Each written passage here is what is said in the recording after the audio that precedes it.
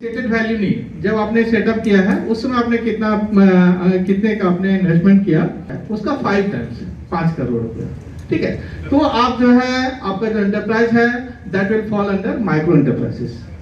दूसरा जो small enterprises है, ये जो क्राइटेरिया थोड़ा बढ़ जाता है, आपका investment towards plant and machinery, ये फिगर 10 करोड़ रुपए तक का हो जाता है। मतलब 10 करोड़ रुपए तक का अगर प्लांट एंड मशीनरी आपके एंटरप्राइज में है, या आपका जो एनुअल टर्नओवर है उसका 5 टाइम्स मतलब 50 करोड़ रुपए तक का, तो स्मॉल एंटरप्राइजेस होगा। मीडियम के लिए जो है ये जो दायरा है बहुत बड़ा हो जाता है 5 टाइम्स। अभी अगर आपका investment towards plant and 50 crore रुपए तक का है, ठीक है, या आपका एनुअल टर्नओवर 250 करोड़ रुपया, उसका 5 टाइम्स, ठीक है, वो मीडियम एंटरप्राइज में आता है। तो हम लोग कह सकते हैं कि आज के डेट में हमारा जो एमएसएमई सेक्टर का जो दायरा है, ठीक है, आप इसका अंदाजा इस बात से लगा सकते हैं कि 50 करोड़ रुपए का इन्वेस्टमेंट, ठीक है, प्लांट एंड मशीनरी में, या आपका एनुअल टर्नओवर 250 करोड़ रुपया। तो एक बड़ा एक फिगर है जिसमें कि हमारे जो इंडिया में बहुत सारी ऐसी वेल एस्टेब्लिश्ड कंपनी है जो कि आज के डेट में बहुत अच्छा जिनकी की वर्ल्ड वाइड रिकॉग्निशन है। बहुत ऐसे बड़ी बड़ी कंपनियां जिनकी उनके प्रोडक्ट्स और उनके सर्विसेज पे डिपेंडेंसी है, ऐसे बहुत सारे वेल एस्टेब्लिश्ड कंपनी है जो कि आज के डेट में हमारे एमएसएमई सेक्टर के पार्ट हैं, वो एज एमएसएमई ही काम कर रहे हैं। ठीक है, तो ये जो डेफिनेशन है बेसिक, मैं समझता हूँ कि इसको आप लोग समझ गए होंगे। Micro, small and medium, 1 crore रुपए तक का इन्वेस्टमेंट या 5 करोड़ रुपए का टर्नओवर माइक्रो के लिए, 10 करोड़ रुपए का इन्वेस्टमेंट या 50 करोड़ रुपए का आपका टर्नओवर, ये स्मॉल हो गया, और 50 करोड़ रुपए का इन्वेस्टमेंट और 250 करोड़ का आपका एनुअल टर्नओवर, ये मीडियम एंटरप्राइज। इसका रजिस्ट्रेशन प्रोसेस बहुत ही सिंपल है, हमेशा ही सिंपल रहा है। इससे पहले उद्योग आधार के नाम से जाना जाता था, अभी उसको चेंज करके इसको उद्यम रजिस्ट्रेशन कर दिया गया है, लेकिन प्रोसेस सेम रखा गया है। उद्यम registration.gov.in पोर्टल है, और इस पे जाकर के आप अपने एंटरप्राइज का आप रजिस्ट्रेशन कभी भी कर सकते हैं। इसमें कोई भी डॉक्यूमेंट्स या आपको सपोर्टिंग कुछ अपलोड करने की जरूरत नहीं होती है। ये टोटली आपका सेल्फ डिक्लेरेशन बेसिस पे ही रजिस्ट्रेशन बेस्ड होता है, जिसमें कि जो भी इंफॉर्मेशन आपको फर्निश करना है सिर्फ आपको फर्निश करना है, और जो आप फर्निश करेंगे उसी को सही मान करके आपको एक रजिस्ट्रेशन सर्टिफिकेट जनरेट होकर के आपके मेल पे चला जाता है। ठीक है, इसकी खासियत ये है, इससे पहले जो था उद्योग आधार वो थोड़ा सिंपल था, उसमें कि और भी थोड़ा सा जो डेटा थे वो कम मांगे जाते थे। हमारा जो जीएसटी पोर्टल है और इनकम टैक्स का पोर्टल है उसके साथ इंटीग्रेटेड है। इट मीन्स कि जैसे ही आप रजिस्ट्रेशन के लिए आगे बढ़ेंगे तो इसमें आपका बेसिक जो रिक्वायरमेंट है वो आपका आधार कार्ड की है। आप अपने आधार कार्ड को उसमें जैसे प्लेस करेंगे तो एक आधार पे आपका मोबाइल नंबर पे एक ओटीपी आएगा, उसके बाद आपका रजिस्ट्रेशन के लिए जो विंडो है, एप्लीकेशन फॉर्म है, वो खुल जाएगा। उसमें पैन कार्ड आपको डालना है, अगर आपके एंटरप्राइज के जीएसटी है तो जीएसटी नंबर नहीं मांगता है, यस या नो आपको करना है। लेकिन जैसे ही यस करेंगे, क्योंकि पैन कार्ड आपका जो है जीएसटी से लिंक्ड होगा कहीं ना कहीं, तो हमारा जो पोर्टल है वो इंटरनली क्योंकि इंटीग्रेटेड है इनकम टैक्स डिपार्टमेंट के साथ और आपका जो जीएसटी जो डिपार्टमेंट है उसके पोर्टल से, तो इंटरनल वेरिफिकेशन करता है जो भी आपने डेटा डाला है। ठीक है, और उसके हिसाब से आप उसमें आप जो वैल्यू है, value of plant and machinery या इस तरह के आपका एनुअल टर्नओवर का डेटा वगैरह आपको डालना होगा। तो जो आप डालेंगे और आपका जो सिस्टम बताएगा, आपका इनकम टैक्स का रिटर्न आपको आपका जो कुछ डेटा वहां से बताएगा, ठीक है, या जीएसटी आप फाइल करते होंगे, अगर आपके पास जीएसटी है तो वो डेटा है तो वहां से उसको लिंक करेगा। ठीक है, आप जो डाल रहे हैं, हो सकता है अभी आपको एक रिसेंट केस आपको बताते हैं, एक हमारे पास एक उद्यमी आया, बोले कि सर हमारा उद्यम रजिस्ट्रेशन कर दीजिए, हमसे नहीं हो रहा। तो हमें भी लगा कि माइक्रो, क्योंकि अभी बिहार में स्पेशली ज़्यादातर जितने भी यूनिट्स हैं उसमें से 90-95% जो एंटरप्राइज है वो माइक्रो सेक्टर को बिलोंग करते हैं, तो हमें लगा कि इनका माइक्रो में ही होगा। और उन्होंने बोला भी कि सर माइक्रो ही, हम तो छोटा बिजनेस है। तो हम लोग जब रजिस्टर करने के लिए गए तो उनका जो इनकम टैक्स का डेटा वहां पे आ रहा था, वो जो है क्योंकि जो आपका टर्नओवर जो 5 करोड़ रुपए का है, ठीक है, उससे ऊपर का बता रहा था। ठीक है, कई बार आपको .com या इस तरह के जो डोमेन है उससे बचना है। फ्री ऑफ कॉस्ट, इसका कोई पैसे की जरूरत नहीं होती। एक दूसरा हमारा पोर्टल है, ये भी बहुत ही कॉम्प्रहेंसिव बनाया गया है। इस पोर्टल का जो मकसद है या ऑब्जेक्टिव कह सकते हैं कि हमारे जितने भी एमएसएमईज हैं उनको एज ए चैंपियन हमको बनाना है। ये हमारी मिनिस्ट्री की सोच है कि हमारे जो छोटे उद्यमी हैं उनको हमको एक दिन एज ए चैंपियन हमको बनाने का है।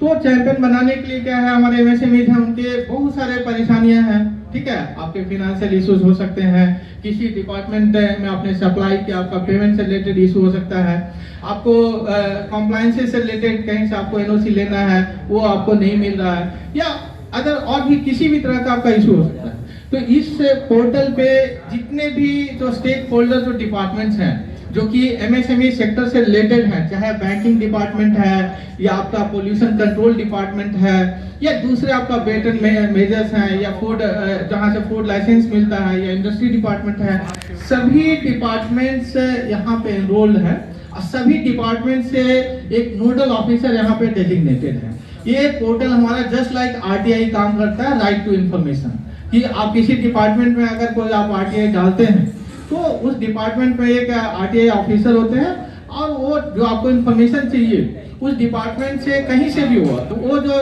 रिस्पॉन्सिबिलिटी है उस आरटीआई सीपीआईओ की होती है कि आप वो इंफॉर्मेशन जो भी आपसे आपके इंटरनल जो डिपार्टमेंट्स हैं या डिविजन हैं वहां से कलेक्ट करके हमारे जो एप्लीकेंट हैं उनको प्रोवाइड करना है। तो यहाँ भी हम लोग उसी तरीके से काम करते हैं। अगर आपका किसी तरह का ग्रीवांस है या इवन आपके सजेशंस हैं वो आप इस पोर्टल पे जाकर के आप उसको रख सकते हैं, प्लेस कर सकते हैं। जैसे आप इसमें अपने ग्रीवांस को डालेंगे तो सीधे मिनिस्ट्री में जाता है, ठीक है। भारत सरकार का जो दिल्ली ऑफिस है वहां जाता है, वहां पे एक 24 आवर्स मॉनिटरिंग सेल है, वहां से उसको कैटेगराइज करके किस ऑफिस से रिलेटेड आपका केस है, किस एरिया में पड़ता है, वहां पे आ जाता है। अगर बिहार का जैसे मुझे हमारा पटना रीजन में आएगा तो हमारे ऑफिस में आ जाएगा। फिर हम उसको देखते हैं कि ये जो आपका जो ग्रीवांस है या आपका सजेशंस है इसको क्या हम डायरेक्ट हम उसको रिजोल्व कर सकते हैं या किसी दूसरे डिपार्टमेंट से रिलेटेड है।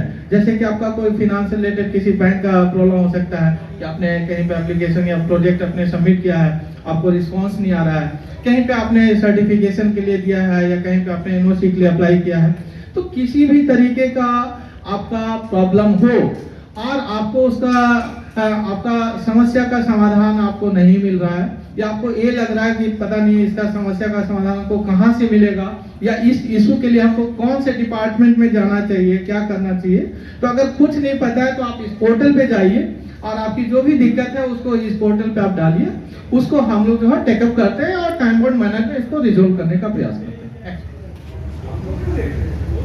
ये जो एमएसएमई का जो कंट्रीब्यूशन है हमारे नेशनल इकोनॉमी में वो यहाँ पे रखा हुआ है। नेक्स्ट, ये हमारी कुछ एक्टिविटीज हैं जो कि हम अपने ऑफिसेस के माध्यम से करते हैं, जिसमें कि कई तरीके के एक्टिविटीज है, जिसमें कि एक छोटा सा पोर्शन हमारा स्किल डेवलपमेंट का भी है, जिसमें कि हमारे जो आज के डेट में जो हमारे अनएम्प्लॉयड यूथ्स हैं, युवा हैं, जो कि एंटरप्रेन्योरशिप के फील्ड में अपना करियर बनाना चाहते हैं और उनको पता नहीं है कि हमें क्या करना चाहिए, क्या प्रोसीजर्स हों, तो उनके लिए हम लोग शॉर्ट टर्म कोर्सेज करते हैं यूएसडीपी के फॉर्म में, जिसमें कि उनको बताते हैं कि भाई आप कैसे आप एक सफल उद्यमी बन सकते हैं। आपको एक प्रोजेक्ट अगर लगाना है तो उसके क्या प्रोसेस होंगे, प्रोजेक्ट रिपोर्ट क्या होता है, उसमें जो फिनेंशियल टर्म्स हैं उसके क्या मतलब है, ब्रेक इवन पॉइंट क्या होता है, रेट ऑफ रिटर्न क्या होता है, ये जितने भी चीज़ें हैं आपको करते हैं। आपको और भी उसके जो मार्केटिंग से रिलेटेड है, आपका जो फिनांस से रिलेटेड है, ठीक है, वो सभी को एक मतलब शॉर्ट पीरियड में हम आपको बताने का प्रयास करते हैं, सो दैट आप एक बिजनेस रिलेटेड जो भी आपकी एक्टिविटीज है, ठीक है, उससे आप वाकिफ हो सकें और अपने आप को आगे बढ़ाएं। दूसरा जो है हमारा उसी में मैनेजमेंट डेवलपमेंट प्रोग्राम भी करते हैं, जो कि हमारे जो एग्जिस्टिंग जो उद्यमी हैं जो काम कर रहे हैं लेकिन हमारे जो एमएसएमईज हैं उनके पास इस तरह का फाइनेंशियल बैकअप या इस तरह का इंफ्रास्ट्रक्चर नहीं होता है कि वो हाईली पेड एमबीए या इस तरह के प्रोफेशनल्स को अपने काम को मैनेज करने के लिए हायर कर सके। तो उनको ध्यान में रख करके हम लोग इस तरह के 1 वीक 5 डेज इस तरह का शॉर्ट टर्म कोर्सेज करते हैं, जिसमें कि हम जो मार्केट के जो जो प्रोफेशनल्स हैं, जो फैकल्टीज हैं, उनको हम इनवाइट करते हैं और उससे रिलेटेड चाहे आपका मार्केटिंग मैनेजमेंट से रिलेटेड हो या आपका फिनेंशियल मैनेजमेंट का इशू हो या इवन जीएसटी हो या दूसरे भी डिजिटल मार्केटिंग हो, इस तरह के टॉपिक्स पे हम लोग जो है शॉर्ट टर्म कोर्सेज ऑर्गेनाइज करते हैं। उसमें जो हमारा फोकस रहता है कि हमारे जो एग्जिस्टिंग एंटरप्रेन्योर हैं या एग्जिस्टिंग नहीं तो जो प्रोस्पेक्टिव जो कि एंटरप्रेन्योरशिप के फील्ड में आगे बढ़ने के लिए सोच रहे हैं, उनको इनवाइट करें और उनको इन सब जो आज के डेट में जो लेटेस्ट टूल्स एंड टेक्नोलॉजीज और कॉन्सेप्ट्स हैं उनसे उनको रूबरू कराया जाए। ठीक है, नेक्स्ट ये आपका एक पीएमईजीपी फाइनेंशियल असिस्टेंस के लिए है। ठीक है, जिसमें कि अगर कोई भी आप एंटरप्राइज सेटअप करना चाहते हैं तो सबसे पहले फिनांस ही इम्पोर्टेंट हो जाता है। तो इसमें बहुत सारे स्कीम्स हैं जिसकी आप मदद ले सकते हैं। उसमें से एक पॉपुलर स्कीम है PMEGP, prime minister employment generation scheme, जिसमें कि पहले अभी पिछले वर्ष तक 25 लाख रुपए तक का प्रोजेक्ट ही था। आज के डेट में आप 50 लाख रुपए तक का प्रोजेक्ट आप इस स्कीम में आप फिनांस के लिए अप्लाई कर सकते हैं। इसमें कुछ सब्सिडीज भी हैं जिसमें कि 15% मिनिमम है, 15% सब्सिडी आपको मिनिमम मिलता है, 25% दूसरा स्लैब है और 35% तीसरा स्लैब है। ठीक है, तो इसमें SC ST और महिलाएं इनके लिए 10% ज्यादा मिलता है। दूसरा जो है, अगर आप अपना एंटरप्राइज को रूरल और अर्बन दो कैटेगरीज हैं, अगर आप रूरल एरिया में करते हैं तो वहाँ पे 10% आपको ज्यादा मिलेगा। तो अगर SC ST कम्युनिटी से हैं या महिला हैं तो आपको कम से कम तो 25% का सब्सिडी मिलेगा। ठीक है, और अगर आप वही हैं और आप एक रूरल एरिया में अपने एंटरप्राइज को सेटअप करने के बारे में सोचते हैं तो आप 35% तक का सब्सिडी का बेनिफिट ले सकते हैं। और इसमें जो प्रोसेस है, इसका एक पोर्टल है pmegp.gov.in करके, जिसकी नोडल जो एजेंसी है KVIC है, हमारे मंत्रालय के अंदर ही काम करती है, जिसके डायरेक्टर अभी बैठे हुए थे डैश पे। ठीक है, तो आप जैसे ही उस पोर्टल पे आप जाएंगे तो आपने अपने प्रोजेक्ट का पहले तो उसके लिए आपको क्या करना पड़ेगा कि एक प्रोजेक्ट रिपोर्ट आपको बनाना चाहिए कि हम जो प्रोजेक्ट करना चाहते हैं उसमें कितने फिनांस की जरूरत है, कितने फंड्स की रिक्वायरमेंट है। और उसके बाद जो आप उस पोर्टल पे जाएंगे तो उस पर आपको एक बेसिक डिटेल के साथ अपना रजिस्ट्रेशन करना होगा। रजिस्ट्रेशन करने के बाद आपको जो है एप्लीकेशन फॉर्म खुलेगा, उनका जो आपका जो सपोर्टिंग जो या तो आपका अपना जमीन होगा तो उसका जो है लैंड का डॉक्यूमेंट होगा वो आप डाल सकते हैं, या अगर आप लीज पे लिए हैं या रेंट पे लिए हैं तो लीज एग्रीमेंट या रेंट एग्रीमेंट वगैरह जो है आप डाल सकते हैं उसमें। और आपका जो प्रोजेक्ट का जो कॉपी है, प्रोजेक्ट रिपोर्ट, उसको भी आपको अपलोड करना है। तो वो सब करने के बाद आपका उसमें फिर सारे जो डॉक्यूमेंट्स हैं, आपको क्वालिफिकेशन हुआ, प्रोजेक्ट रिपोर्ट हुआ, आपका लैंड का हुआ, ये सारे डॉक्यूमेंट्स अपलोड करेंगे तो सबमिट हो जाएगा। सबमिट करने के बाद आपका एक सेल्फ असेसमेंट एक फॉर्म खुलता है, जिसमें कि आपको पहले इसमें क्या था, प्रत्येक डिस्ट्रिक्ट में डीएम के चेयरमैनशिप में कमेटी थी जो कि जितने एप्लीकेशंस थे उसको स्क्रूटनाइज करती थी और जो मोस्ट डिजर्विंग और सुटेबल पाए जाते थे उसको आगे फॉरवर्ड किया जाता था बैंक को फॉर फर्दर फिनांसिंग। लेकिन अभी वो सिस्टम को खत्म कर दिया गया है। अभी ये सारा चीज जो है असेसमेंट का भी वो आप पे छोड़ दिया गया। सेल्फ असेसमेंट है, इसमें 100 मार्क्स का असेसमेंट होता है, जिसका असेसमेंट आपको खुद करना है। ठीक है, जैसे कि आर यू ए ग्रेजुएट और नो। ठीक है, आप ग्रेजुएट, इसमें जितने भी असेसमेंट के जो क्वेश्चंस होंगे उसका आंसर यस या नो होगा, कोई बीच का नहीं होगा। ठीक है, यस और नो। अगर आप ग्रेजुएट हैं तो यस करेंगे, नहीं है तो नो करेंगे, इसका तो कुछ स्कोप बनता नहीं है। यस करेंगे तो जैसे ही यस करेंगे तो आपको वहां पे सपोर्टिंग डॉक्यूमेंट अपलोड करने का वहां पे वो लिंक एक आ जाएगा। ग्रेजुएट है, इट मींस आपके पास ग्रेजुएट का सर्टिफिकेट होगा ही होगा, तो वो सर्टिफिकेट स्कैन करके उसमें डाल देना है। ठीक है, उसी तरीके से जो आप एंटरप्राइज करना चाहते हैं, ठीक है, do you have done certain kind of trainings in that field, yes और नो। ठीक है, जैसे आप प्लास्टिक का करते हैं, अगर आपने सीपेट से अगर आपने कोर्स किया हुआ है तो आप यस कर सकते हैं, yes I have done training.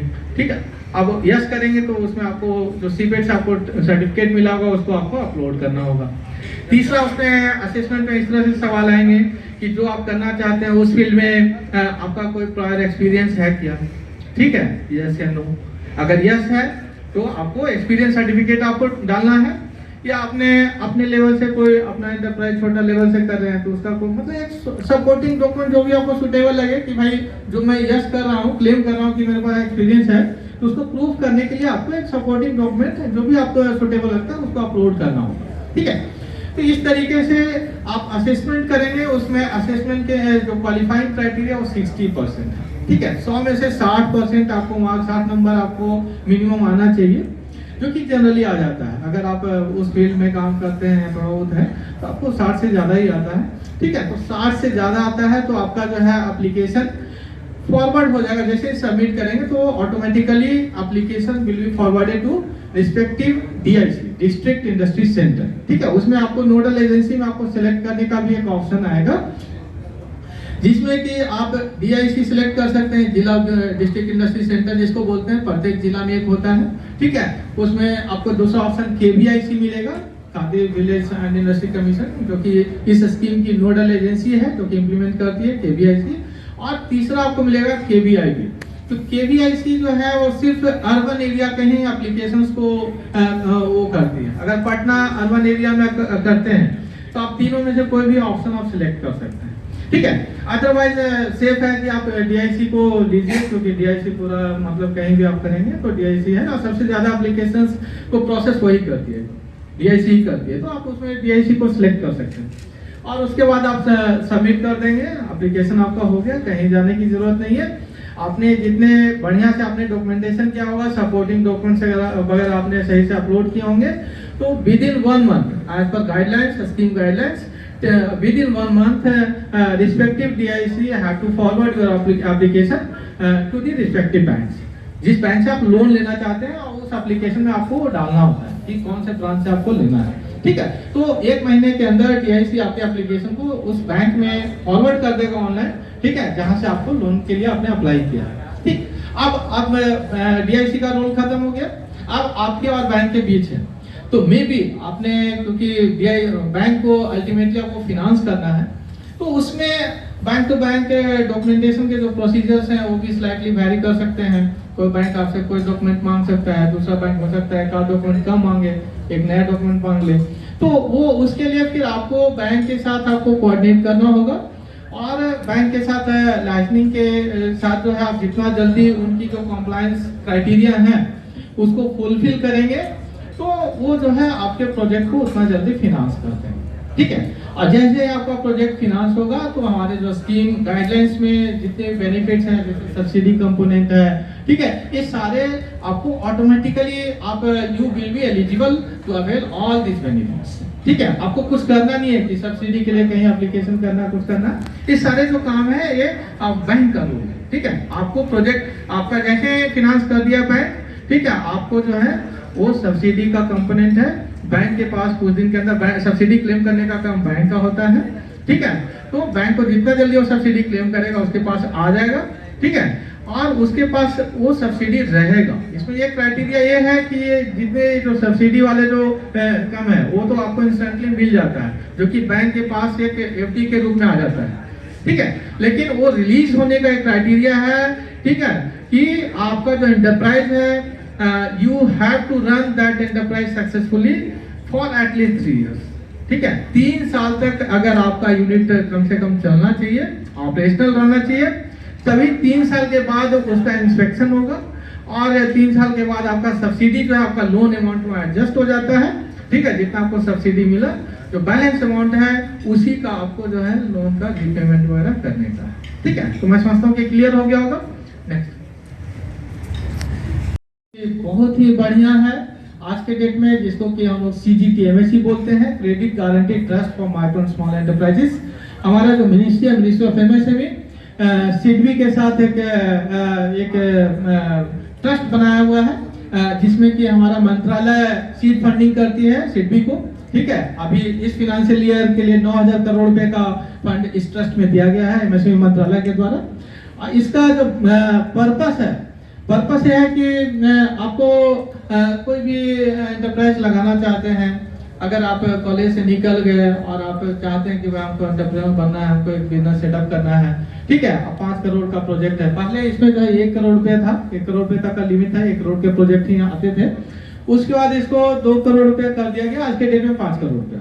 ठीक है, इट मीन्स कि 5 करोड़ रुपए तक का प्रोजेक्ट अगर आप करते हैं तो इस स्कीम का बेनिफिट लेकर के आप बैंक से फाइनेंस करवा सकते हैं। स्कीम में जो बेनिफिट है कि आपका जो 70% है ना, इसमें बहुत क्राइटेरिया है, जैसे 5 लाख तक का तो 85% हो जाता है ऐसे करके।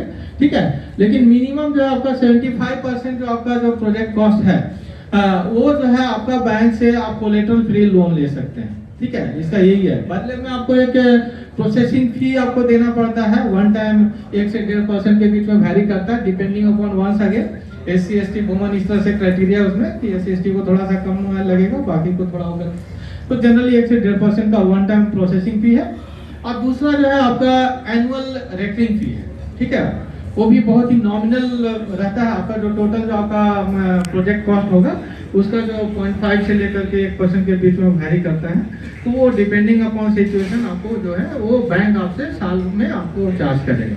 ठीक है, तो आपको बेनिफिट क्या मिलेगा कि आप 5 करोड़ रुपए तक का प्रोजेक्ट आप विदाउट एनी कोलेटरल आप कर सकते हैं। ठीक है, जिसमें कि 70% आपका जो प्रोजेक्ट कॉस्ट है कोलेटरल फ्री होगा। 30% के लिए बैंक आपसे कोलेटरल की डिमांड कर सकती है। तो उसके लिए आप क्या कर सकते हैं, मान लें कि आप प्रोजेक्ट आप अपने लैंड पे लगा रहे हैं। ठीक है, तो आप बैंक को वो ऑफर कर सकते हैं कि भाई हमारा जो लैंड है जिसमें हमारा शेड है, हमारा फैक्ट्री आप मॉर्गेज कर लो। ठीक है, तो उनके लिए भी, क्योंकि बैंक का भाई इतना सारा कुछ है, सरकार जो है आपके बिहाफ पे कोलेटरल फ्री का मतलब क्या हुआ, फ्री में नहीं है। ठीक है, आपके बिहाफ पे मिनिस्ट्री ऑफ MSME बैंक को गारंटी दे रही है कि अगर आपका लोन जो आप इनको दे रहे हो अगर डूब गया, अगर रीपेमेंट नहीं आता है, तो आपको मिनिस्ट्री ऑफ MSME उसको जो है भरपाई करेगी। ठीक है, सो आप इनको फंडिंग कीजिए। ठीक है, लेकिन उसके कुछ प्रोसीजर्स हैं, गवर्नमेंट से फंडिंग लेना है तो उससे पहले बहुत सारे बैंक को एक्सरसाइज करने पड़ते हैं। तो इसलिए बैंक सेफ साइड चलता है कि भाई चलिए जितना ज़्यादा सेफ्टी हमको हमारे लोन को मिल जाए तो कोशिश करते हैं। तो वो एक आपको डिप्लोमेटिक अप्रोच के साथ आपको बैंक में जाना चाहिए। ऐसा नहीं कि सर हमको तो ये बताया गया है, ये है वो है। ठीक है, उससे अच्छा है कि आप एक डिप्लोमेटिकली अप्रोच कीजिए बैंक को। आप क्या कर सकते हैं, बैंक क्या कर सकती है, स्कीम का बेनिफिट आप किस तरह से ले सकते हैं, एक बीच का रास्ता निकाल करके आप कोशिश कीजिए कि बैंक से अपने फंडिंग में। नेक्स्ट, ये PMEDP तो आप लोग जानते ही होंगे, छोटा प्रोजेक्ट जैसे घर से कुछ शुरू करना चाहते हैं तो 10 लाख रुपए तक का इसमें भी लोन मिलता है। बहुत ही आसान शर्तों पे मिलता है। इसमें आपको कोई डॉक्यूमेंटेशन करने की जरूरत नहीं होती है। रेट ऑफ इंटरेस्ट भी कंपेयर टू अदर जो है इसमें रहता है, कम ही रहता है। ठीक है, जनरली 6-7% के आसपास जो RBI का जो रेट रहता है उसमें कुछ सर्टेन परसेंट जोड़ के ही ले सकते हैं। इसमें बैंक के लिए इंस्ट्रक्शन है।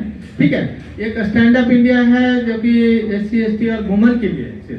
ठीक है, SC ST एंटरप्रेन्योर है या आपका वुमन एंटरप्रेन्योर, तो उनको 10 लाख से लेकर के 1 करोड़ रुपए तक का स्टैंड अप इंडिया के अंतर्गत भी फाइनेंस ले सकते हैं। ठीक है, ये भी नया एंटरप्राइज के लिए है। नेक्स्ट, ये हम लोग का क्लस्टर डेवलपमेंट प्रोग्राम है जो कि मतलब आप लोग से इंडिविजुअली डायरेक्ट रिलेटेड नहीं है। ये कंसोर्टियम में हम लोग का एक स्कीम है जिसमें कि एक पार्टिकुलर एरिया में अगर 20-25 एंटरप्राइजेस काम कर रहे हैं, जैसे प्लास्टिक सेक्टर से रिलेटेड है या लेदर है, किसी भी तरह के, तो इंडिविजुअली मे बी वो छोटे छोटे अपने मशीन वगैरह लगा रहे होंगे। लेकिन आज एक क्लस्टर हम लोग उसको ले करके उसमें 15 करोड़ रुपए तक का जो है एक नया जो टेक्नोलॉजी है वो हम लोग government of India ministry of MSME उसमें कर सकती है, जिसमें कि 90% तक का कंट्रीब्यूशन जो हमारे मिनिस्ट्री का रहता है और जो 10% है वो हमारे जो स्टेक होल्डर्स हैं, जो हमारे जो जिस क्लस्टर में जो मेंबर्स हैं वो दे दे या स्टेट गवर्नमेंट फंडिंग कर दे या जैसे भी कर दे, डायरेक्ट पैसा नहीं, इन टर्म्स ऑफ जैसे लैंड एंड बिल्डिंग हो गया या कैसे भी करके, ठीक है, ऐसे कर सकते हैं। तो ये है। नेक्स्ट, ये हमारा एक प्रोक्योरमेंट एंड मार्केटिंग सपोर्ट के लिए स्कीम है। बहुत ही यूजफुल है क्योंकि आप लोग फंडिंग वगैरह मिल गया, आप लोगों को अपने एंटरप्राइज भी सेटअप कर लिया। ठीक है, उसके बाद जो सबसे बड़ा जो चैलेंज आता है, ठीक है, किसी भी प्रोजेक्ट को सक्सेसफुल होना है या फेलियर होना है, तो उसमें आपका मार्केटिंग का बहुत ही रोल हो जाता है। मार्केटिंग एक कॉस्टली अफेयर है, ठीक है, जो कि हमारे जो छोटे यूनिट्स हैं उनके लिए चैलेंजिंग हो जाता है, क्योंकि मार्केटिंग करना अपने बिजनेस का, अपने प्रोडक्ट का, ठीक है, बड़े बड़े जो बड़ी बड़ी कंपनियां हैं टीवी पे ऐड दे देते हैं, रेडियो पे चलाते हैं, ठीक है, इतना बड़ा बड़ा शहर में होर्डिंग लगा देते हैं, ठीक है, उसमें से कुछ भी हमारे एमएसएमई के जो नए जो एंटरप्राइज हैं वो अफोर्ड करने के पोजीशन में नहीं रहते हैं, तो अल्टीमेटली वो अपने प्रोडक्ट का मार्केटिंग करेंगे कैसे? ठीक है, तो उसी को ध्यान में रख करके स्कीम हमारे मंत्रालय के द्वारा बनाया गया है, जिसमें कि बहुत सारे कंपोनेंट्स हैं।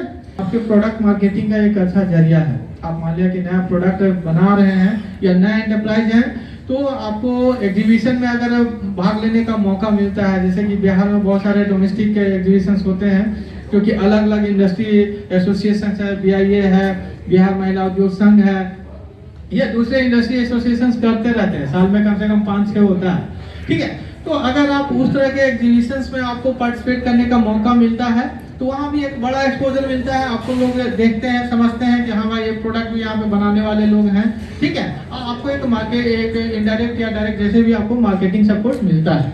तो हमारा स्कीम है जिसमें कि आप डोमेस्टिक एग्जीबिशन में आपको पार्टिसिपेट करने के लिए आप पार्टिसिपेट कीजिए। हम लोग स्कीम के अंतर्गत आपको मोटिवेट करते हैं कि आप जितने भी जो डोमेस्टिक एग्जीबिशंस हैं, उसमें कंडीशन क्या है कि exhibitions should be approved by our ministry.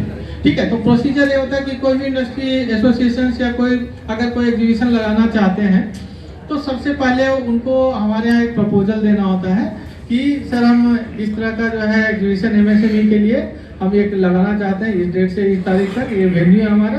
ठीक है, अब वेन्यू वगैरह का जो बुकिंग वगैरह का ये सब डॉक्यूमेंट के साथ वो अप्लाई करते हैं, और उसमें जनरली क्या 2 महीना से पहले वो करते हैं, वो अप्रूवल हो जाता है। अप्रूवल हो गया तो हमारा पोर्टल पे वो दिखने लगेगा वो एग्जीबिशन का ना, और कोई भी एंटरप्रेन्योर उसमें ऑनलाइन जाकर के अप्लाई कर सकता है। ठीक है, अप्लाई करने के लिए क्या है, आपको पहले उस एग्जीबिशन में स्टॉल बुक करना होगा। ठीक है, क्योंकि उसमें जो स्टॉल बुक करने के लिए आपको जो ऑर्गेनाइजर है आपसे स्टॉल चार्जेस लेगा। ठीक है, तो उसका मनी रिसीप्ट देगा, तो मनी रिसीप्ट वहाँ पे अपलोड करना है। ठीक है, तो मनी रिसीप्ट आपके पास कब आएगा, जब आप वहाँ पे उस एग्जीबिशन में आप अपने स्टॉक बुक कर लिए होंगे। ठीक है, और उसका रिम्बर्समेंट हम अपने स्कीम के अंतर्गत करते हैं। रिम्बर्समेंट इस तरीके से होता है कि SC ST और महिलाओं के लिए 100% है। ठीक है, जितना आपका पार्टिसिपेशन कॉस्ट है, स्टॉल चार्जेस है 100%, बाकी के लिए 80%। ठीक है, दूसरा जो है उसमें आपका 25,000 रुपये तक का जो है आपका कंटिजेंसी में हम लोग उसमें एक्सपेंस के लिए देते हैं, जिसमें कि मान लीजिए कि आप एग्जीबिशन में आप पार्टिसिपेट करना चाह रहे हैं, तो वहाँ पे आपको थोड़ा सा ब्रांडिंग करना है, अपने स्टॉल को थोड़ा सा बोर्ड बैनर ये सब लगाना है। ठीक है, या आप मान लीजिए कि वहाँ पे आप जाना चाहते हैं, तो वहाँ पे अपना सामान ले जाने के लिए आपको पैसा लगेगा, भाड़ा लगेगा, है ना, तो वो भी उसमें इंक्लूड हो जाता है। आपके भी जो जाने आने का जो खर्च है, ठीक है, आपके प्रोडक्ट का मार्केटिंग के लिए आपका जो सामान का जो कॉस्ट है, पार्सल चार्जेस वो हो गया, आपका आने जाने का किराया है, आप जा सकते हैं। AC 2 टायर या मेरे ख्याल से AC 3 टायर जो भी है टाइटल में, तो AC 2 टायर तक में आप जा सकते हैं, लेकिन मैक्सिमम स्लिप जो है आपका 25,000 रुपये का, 25,000 रुपये प्लस जो आपका स्टॉल चार्ज है वो आपको पूरा मिलेगा, अगर आप महिला है, SC ST एंटरप्राइज है तो। ठीक है, अदरवाइज आपको 80% तक का मिलेगा। तो डोमेस्टिक हो गया। दूसरा जो है आपका मॉडर्न पैकेजिंग टेक्निक वगैरह सब नए अभी आए हैं, नए हमारे इंट्रोड्यूस किए गए हैं, जिसमें कि अगर आपका ऐसा प्रोडक्ट है जिसमें कि पैकेजिंग का बहुत अच्छा इंपॉर्टेंस है भाई, तो पैकेजिंग में भी बहुत कॉस्ट लगता है, आपको एक्सपर्ट हायर करने पड़ सकता है। ठीक है, कि भाई ऐसा हमारा प्रोडक्ट है, इसके लिए क्या स्पेशलाइज पैकेजिंग आप डिजाइन कर सकते हैं, तो उसमें भी आपको इसी तरीके से आपको 80% ऐसे करके अलग अलग रिम्बर्समेंट मिलता है। आपका रिटेल आउटलेट के लिए है, रिटेल आउटलेट खोलने के लिए भी हमारे स्कीम में प्रोविजंस है, जिसमें 25 लाख रुपए तक का मिलता है। ठीक है, लेकिन वो सिर्फ GI प्रोडक्ट के लिए है। जैसे बिहार में तो बिहार के अभी 9 या 10 ऐसे 9 GI प्रोडक्ट हैं, मधुबनी पेंटिंग है, आपका कतरनी चावल है, और आपका सिलाव का खाजा है। ठीक है, और कौन सा आम है, इस तरह से करके जो है 9 है। तो उसी में से अगर कोई करना चाहता तो जनरली क्या है ना, ये सेल्फ हेल्प ग्रुप वगैरह के लिए है। एडॉप्शन ऑफ बारकोड, बहुत सारे ऐसे प्रोडक्ट हैं जिसमें बारकोड बहुत इंपॉर्टेंट हो जाता है। तो बारकोड वो वाला नहीं जो आपको लोकल मिलता है सॉफ्टवेयर से ऑटोमेटिक, ये बारकोड वो वाला होना चाहिए जो कि ministry of commerce and department है, वहां से अगर लेते हैं तो वहां पे आपको 75% या 50,650 रुपए तक आपको रिफंड मिलता है। बस मैं 5 मिनट में खत्म कर दूं, थोड़ा लंबा हो। ठीक है, क्योंकि मेरे को जाना है, इसलिए मैंने रिक्वेस्ट किया था कि लंच से पहले। ठीक है, तो इसको करते हैं, और VDP वगैरह हम लोग करते रहते हैं, जिसमें कि जितने भी बाहर से गवर्नमेंट डिपार्टमेंट वगैरह और जो आपके जैसे MSME जो उनको एक प्लेटफॉर्म पे लाते हैं, जो हमारे जो डिपार्टमेंट है उनको बोलते हैं आप अपना जो रिक्वायरमेंट है वो बताओ। हमारे जो MSME है उनको बोलते हैं इसमें से आप बताइए क्या कर सकते हैं। हमारा जो पब्लिक प्रोक्योरमेंट पॉलिसी है जो कि बहुत इंपॉर्टेंट पॉलिसी है, 2012 में आई थी, 2015 से ये पॉलिसी बहुत इंपॉर्टेंट हो गया, मैंडेटरी हो गया in fact for all central government departments, ठीक है, एंड जितने भी NTPC, गेल वेल, IOCL, BPCL है, रेलवे है, जो भी गवर्नमेंट डिपार्टमेंट है, सब पे पॉलिसी मैंडेटरी आज के डेट में एप्लीकेबल है। आज पर दैट पॉलिसी क्या है कि किसी भी गवर्नमेंट डिपार्टमेंट का जो टोटल परचेज है, ठीक है, उसका they have to purchase at least 25% of their total annual purchase from micro and small enterprises. तो आप इमेजिन कीजिए रेलवे का कितना अरबों रुपए का परचेज होता होगा, तो उसमें 1/4 जो रिजर्वेशन है सिर्फ और सिर्फ MSME के लिए, MSME नहीं, सिर्फ माइक्रो एंड स्मॉल के लिए, इसमें मीडियम नहीं है, MSE के लिए रिजर्व कर दिया गया है कि उसमें से 1/4 जो है परचेज सिर्फ MSE से ही करना है। उसमें से भी 4% जो है वो आपको SC/ST एंटरप्राइजेस के लिए उसमें फर्दर रिजर्व कर दिया गया है, और 3% जो है उसमें महिला उद्यमियों के लिए रिजर्वेशन है। तो अभी जो 25% वाला वो तो सभी डिपार्टमेंट फुलफिल कर रहे हैं। ये क्या है, सारा वो एग्जीबिशन वाला ही है सब कुछ। आगे बढ़िए, ई-कॉमर्स ये सब खत्म हो गया।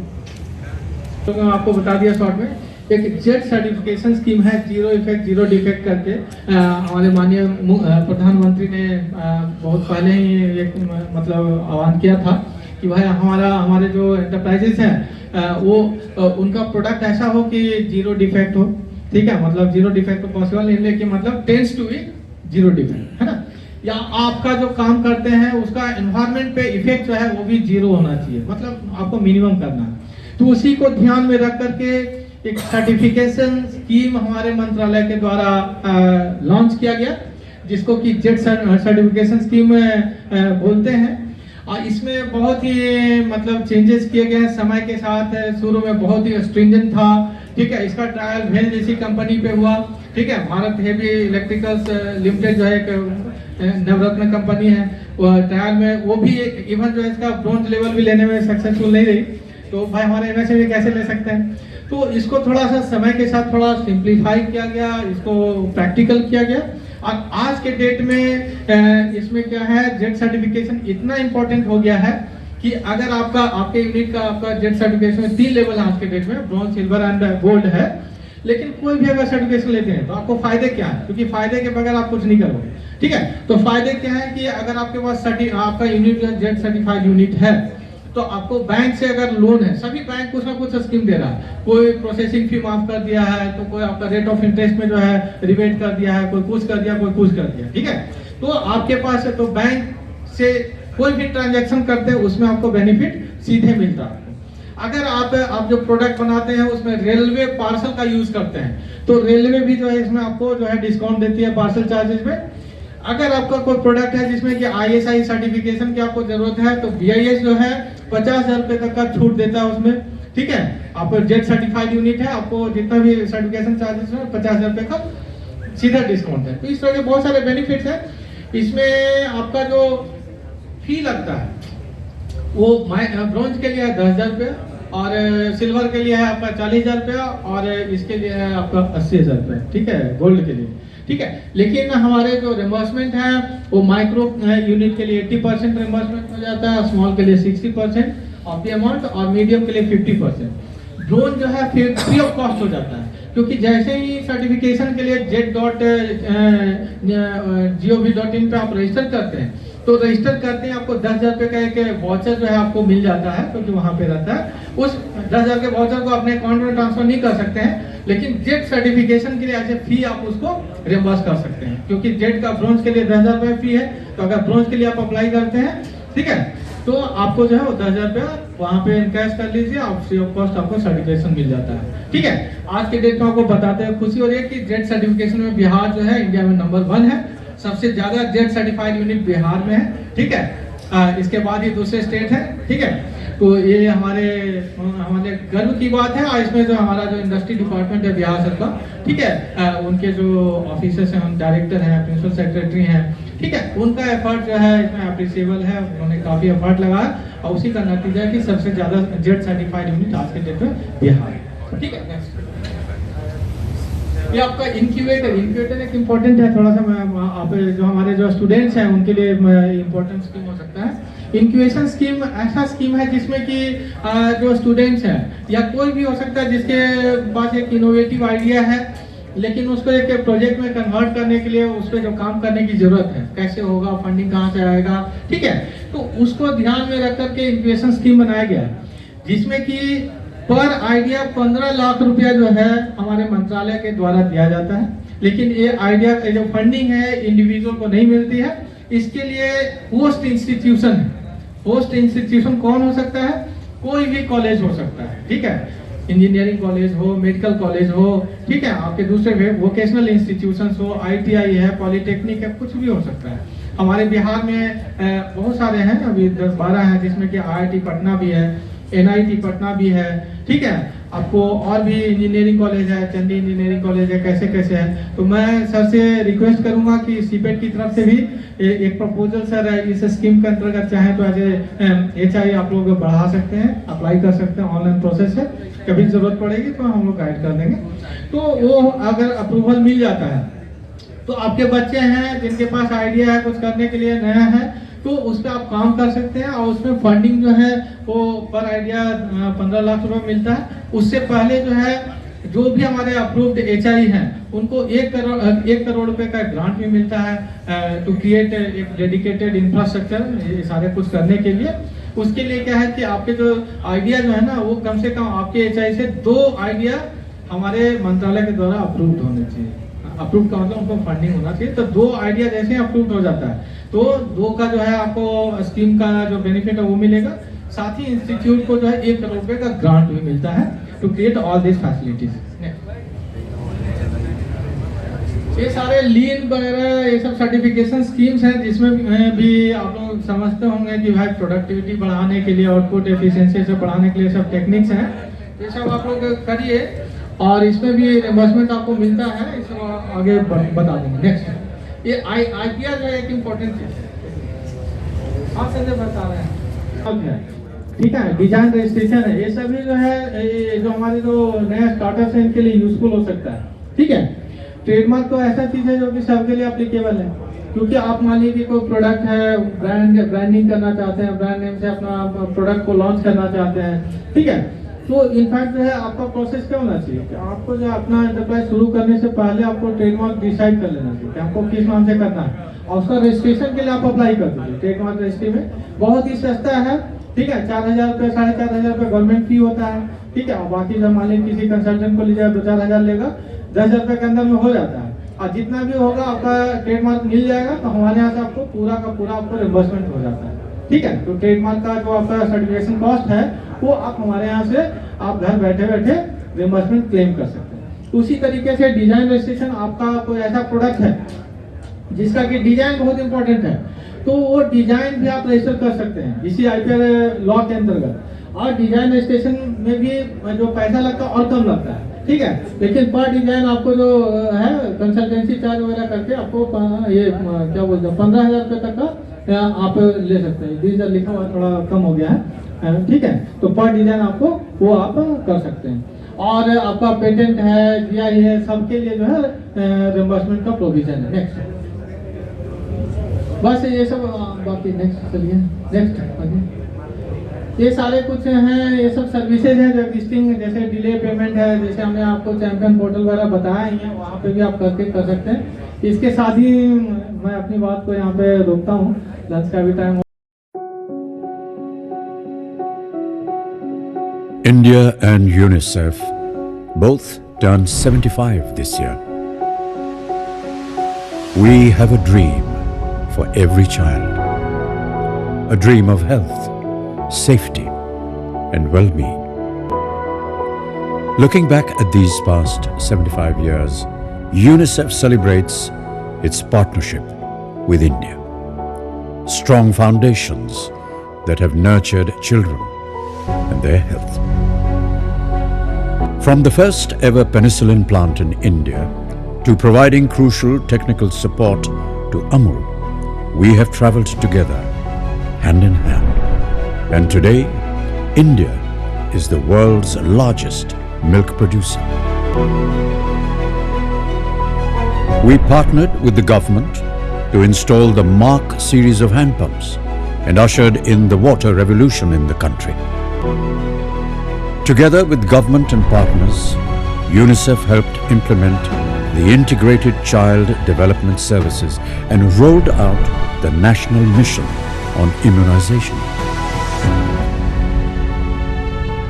When the tsunami struck, UNICEF stood in support to rebuild livelihoods. Working as one with the government, partners, and frontline health workers, we helped eradicate smallpox and polio from India, from 200,000 polio cases in the 1980s to 0 cases in 2012. We supported the Swachh Bharat mission and India's vision of becoming open defecation free.